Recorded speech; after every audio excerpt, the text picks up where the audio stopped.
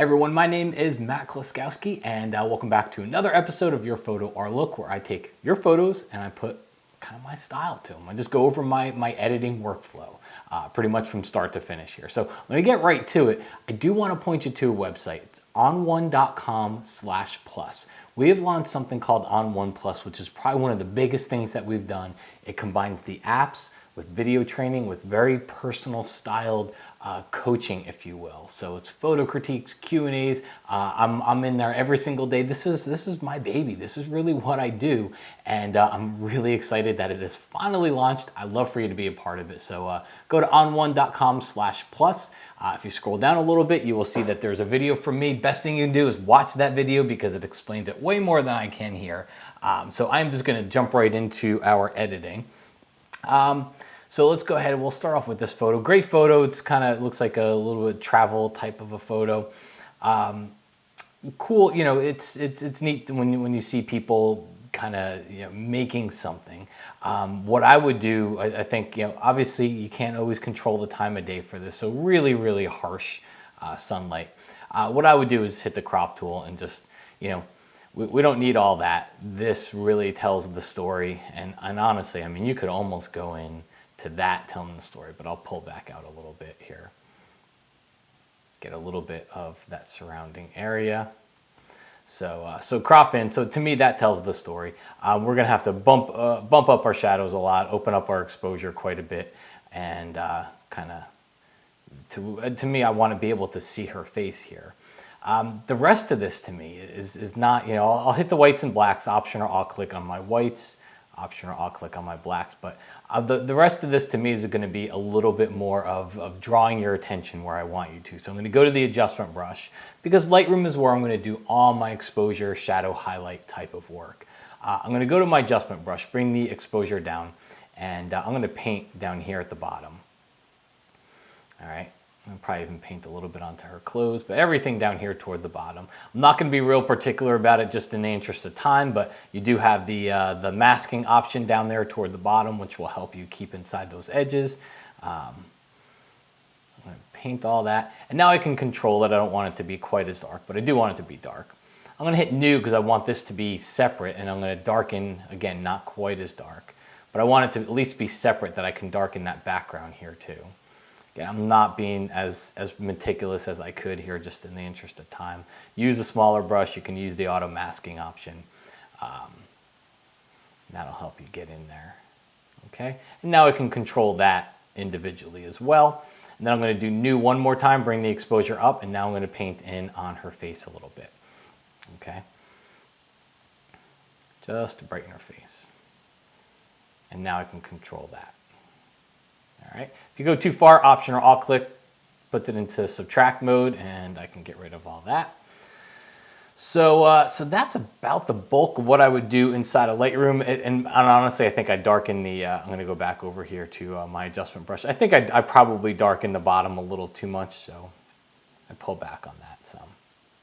You get the idea. I want to really focus attention there. From here, I'm going to jump into effects because this one really is going to be all about finishing things off. So let's go photo, edit in, effects.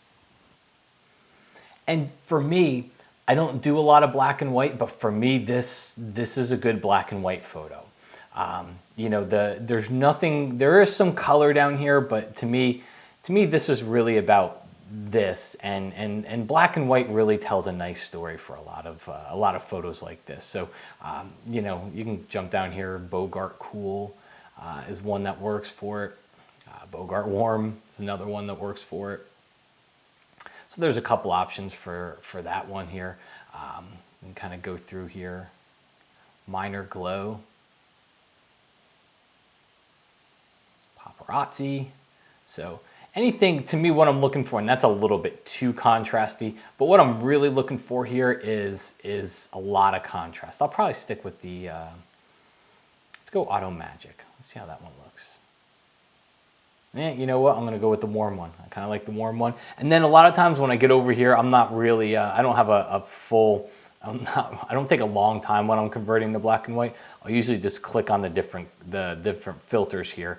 And I'm looking for contrast. I'm looking for something that makes my subject stand out more than the rest. All right, so that's why I'll click through here. So to me, I think the green or maybe even the yellow one helped out the most when it comes to that. Okay. Come down here, we can go to brightness and maybe even brighten that up a little bit. All right. And it's looking pretty good.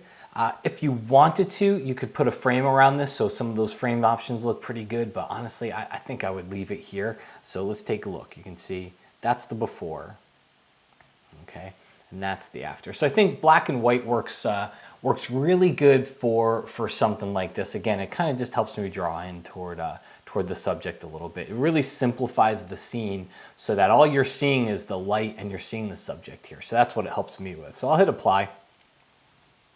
Take us back over to Lightroom. So let's go hit reset. Okay, so there's our before photo. There's our after. I know the edges aren't perfect. You'd want to spend more time. If you're painting in things like I did, you definitely want to spend more time on that. But hopefully that really just kind of helps bring in the feeling of that photo a little bit more. All right, let's take a look at our next one here. So we're going to go on a more of a landscape type photo. Cool photo. You know, it's got a lot of trees in the foreground, which are not spectacular. It's got a nice background. It's just a lot of it's covered by the trees that are in the foreground. So we'll work with what we have here. To me, the biggest thing about this is time of day. It almost looks like high noon to me. So we're having some light problems here. I'd rather have seen this towards sunrise or sunset, but let's punch open the shadows, pull down the highlights, and that's what we have to do when you have that time of day. Things that I'll do inside of Lightroom exposure, I think we're okay once we get the shadows and highlights where we want. And I always do lens corrections inside of Lightroom, so that's going to be a stop here. And probably go grab my graduated filter. Exposure-wise, I want to tone down the sky a little bit. So we'll bring that exposure down and even bring a little bit of blue into it because it makes it a little bit too dark when we do that. It just brings a little bit of blue into it. And since we're working on the sky, we can probably even boost the clarity a little bit, which will help the clouds. And if we darken the trees too much, just open up the shadow slider. All right, you can see here, you can see how those trees start to get darker in there because of our grad filter. Just open up the shadow slider and that'll help counteract that. Okay. So let's take a look. Lightroom, that's before, okay, and that's after. One more thing I always do inside of Lightroom is going to be whites and blacks. So Option or Alt click, get myself a good white point. Option or Alt click, black point. All right. So from here, we'll go photo, edit in. Let's go jump into effects once again. And once we're here, I'll stick in the presets. I'm probably gonna hit this with a landscape preset. Before we do that though, let's go back. We do have some haze back here. So I'm gonna use the haze reducing preset. I'll just use haze reducer light. All right. And what you're gonna find when we add that is it's gonna tend to make everything else contrasty. All right. So what I want to do here is grab my masking brush and I want to paint it out. So again, we can be really quick about it. If you want to, go over here and turn on perfect brush.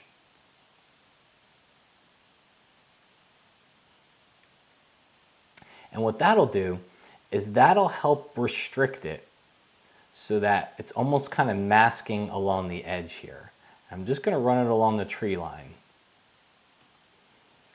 But what it's doing is it's masking along the edge, okay? And if I go over here to view, I can show the mask. You can kind of see what it's been doing.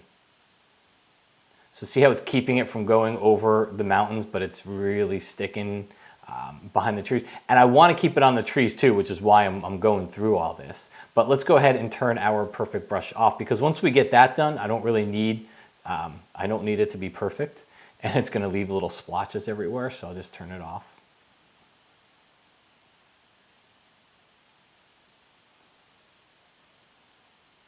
Like so.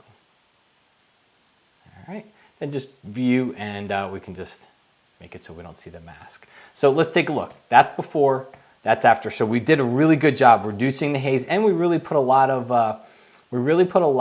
crispness to the trees here. Not Christmas, crispness. Let's go head over to our landscape presets. And what I'm gonna look for here is something that warms this up. It's got that midday, I shot it at 2 o'clock in the afternoon type of a feel to it. I want it to have a warmer feel to it. So I'm probably gonna go with something with a golden in front of it. So there's golden glow sunshine. Kind of cool. It's kind of a neat preset. It's gonna be very bright and it's gonna be very glowy. Might not be where you wanna go with this. Oh, you know, one thing I gotta do here, I'm gonna undo. I gotta undo for a second because I didn't show you a really cool little trick here. So you know when I add a preset, it's gonna get rid of whatever filters I've added before. But if I right click on that preset and choose insert preset, it'll actually keep my haze reducer that I added here, and it'll just add the preset on top of it, okay? So that gives me a nice feel. I'm kind of digging that one. Again, I'm gonna undo that one. I'll try one more here. We'll go with either Golden Hour Enhancer or Golden Hour Sunshine. Again, don't forget to right click and choose insert. I'm liking that one. I think that's the way that I'm gonna go with it. Yeah, I think that's definitely the way that I'm gonna go with it. I like the warmth. That's before, that's after. I'll probably go in and add a filter to this one and add the good old vignette filter, and we'll do, big softy if you insist. And maybe even tone it down a little bit just on the edges there, okay? Before I get out of here, this is honestly where I would leave it, but there's a lot of good black and white stuff here. All right, so you can hit this, hit that little icon up here. What it'll do is it'll expand all your presets. And if you're me personally, I don't do a lot of black and white for my landscapes. I think nature gives us way too many beautiful colors to take the color out of it. But if you're into black and white, this actually is not, this is a pretty good black and white photo. Ansel in the Valley looks great on it. Here, I'll go ahead and click on it and you can see it because I can just undo.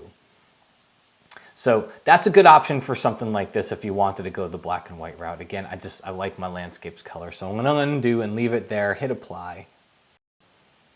And we're back in Lightroom, so let's go to our original image. I'll hit reset. So that is our before image, and there's our after. Before, after. All right, take a look, we got a portrait here. Not too much I'm gonna do to this one while we're here inside of Lightroom. I'm gonna grab the eyedropper. It's got a beigeish, grayish sweatshirt on, I think here. It's a little bit warm for me, so I'm gonna click on the sweatshirt, which will neutralize it, but I am gonna cheat and warm it up a little bit. I just didn't want it to be as warm as it was before, okay? I'll hit this with whites and blacks just to get some contrast. There's not gonna be a lot more that I do to this inside of Lightroom. What I am going to do is I'm going to make an unusual stop to Photoshop.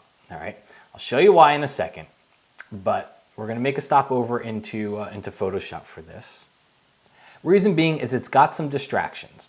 All right, a couple of the things, and the reason why I'm doing this is because I already tried using the cloning and healing tools in Lightroom. I already tried using them in onOne, which usually one of those two places they'll work. They didn't work for this. So one of the things that's bugging me is I know a lot of times models will for a shot like this will be told to open their mouth just a little bit, okay? To me, this isn't quite right, all right? This didn't quite get it. So I'm gonna use the clone stamp tool, I'm gonna sample and I'm gonna get rid of that because I just don't think that works here. And we gotta clone it because it's not really gonna work any other way. Healing, spot healing, all that stuff didn't really work for it, so we got to clone it away. Another thing here is I'm going to go to my content aware, and a perfect eraser worked good on some of this stuff, but I'm already here inside of Photoshop, so I might as well just try to tackle some of it here. Again, I'm not going to spend a long time on it because it does take a few minutes, but if you get really close to those edges and do some cloning and healing back here, you can really help that background. We can help that. We can help some flyaways here. You're not going to be able to get every single one of them, but if you spend some time with this, you can get that background to look a little bit better. You can probably even get that out. You're just going to have to zoom in and be a little bit more meticulous with it. So let's go ahead into onOne. I'm going to go into portrait first. We'll let it do the portrait retouching for us. So I'm going to click in the middle of the eye. I'm going to skip point because we don't have an eye over here, and then I'll click on the left side. And I'm going to do the mouth even though that she's not really smiling. It'll allow us to put a little bit more saturation. I don't know why we got a crooked eye. I did this before. It didn't do that. But there we go. The mouth is looking pretty good. I don't have to do much of a change there. I'll hit the backslash key. You can see the before and after. I think portrait does a great retouch right off of the bat. That's before. That's after. Just want to whiten the eye a little bit, smooth the skin a little bit. All right. If it affects the hair, you can go into adjust skin area, and I can go in here and I can tell it not to protect that. It seems to be protecting some of the hair a little bit, so we can just tell it not to by painting over it. Come back over here. If I want to make the eye a little sharper, I'll go into detail. We can push a little sharpness into that eye. And if I want to enhance the color of the lips, I can control the vibrance, which is why I went ahead and selected the mouth even though there was no teeth. Okay, we'll go into effects. To me, this one is a great example for some of the effects that we have. A lot of the black and whites look cool on it. I'm going to go to color grading. I think the color grading presets look really good on this. There's a desaturated green, which is, it's got a very fashion type of a look to it. Desaturated gold. So for a glamour fashion type of a photo like this, I think these presets work really well. Let's see here. I'll go to bronze portraits. That's another one. And then blue red was another one. She's got red hair. It's going to enhance that. I kind of like it. I'm going to go with that one. But any one of those color grading presets would actually work pretty good here. Let's add a filter, vignette, and yes, we will choose the big softy, and I am going to take the center point and make sure I click right in the middle of her face so that we're not going to darken the top of her head here, and it really does. It does a nice job of kind of pulling that darkness up at the top there. That's before, that's after. Hit apply to go back to Lightroom. Let's go select the before photo, hit reset. That's before, that's after. Before, after. All right. Well, folks, I hope you'll check out onOne Plus. It's really been a long time in the works for me. It's been one of the biggest things that I've ever done. I know it's one of the biggest things onOne has ever done, and it's a very, very cool way of using the apps, learning a personal style of learning and coaching, and I'm really excited about it. So I hope you'll check it out. You can go over to onone.com/plus. Watch the video. It explains it way more than I can. In the meantime, thanks for watching, and I hope to see you again soon.